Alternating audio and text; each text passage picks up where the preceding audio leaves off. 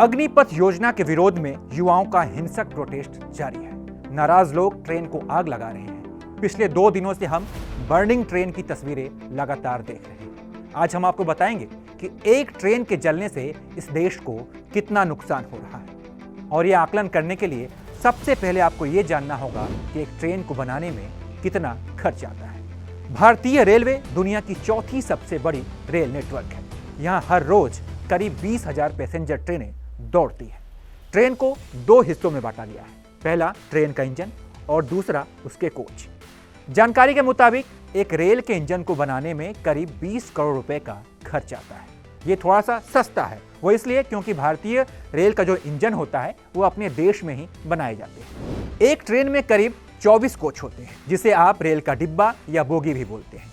एक बोगी को बनाने में करीब 2 करोड़ रुपए का खर्च आता है। हालांकि बोगी की कीमत अलग अलग होती है, जैसे कि एसी बोगी को बनाने की लागत जनरल बोगी से ज्यादा होती है। एक एसी बोगी को बनाने में करीब 2 करोड़ रुपए का खर्च होता है, तो वहीं स्लीपर कोच को बनाने में 1.25 से 1.5 करोड़ रुपए का खर्च आता है। ऐसे में अलग अलग ट्रेनों के अलग अलग दाम हो सकते हैं, फिर भी तकरीबन एक ट्रेन को बनाने में 65 से 70 करोड़ रुपए की लागत आ सकती है। वहीं वंदे भारत जैसी लेटेस्ट ट्रेनों के दाम 100 करोड़ से भी ज्यादा है। ऐसे में हम कह सकते हैं कि एक ट्रेन को जलाने से इस देश को करीब 65 से 70 करोड़ रुपए तक का नुकसान हो सकता है।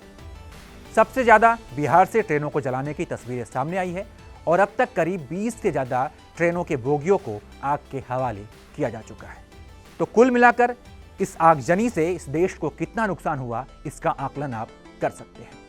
इस प्रोटेस्ट से करीब 350 ट्रेनें प्रभावित हुई हैं। हजारों यात्रियों को भारी दिक्कतों का सामना करना पड़ा है।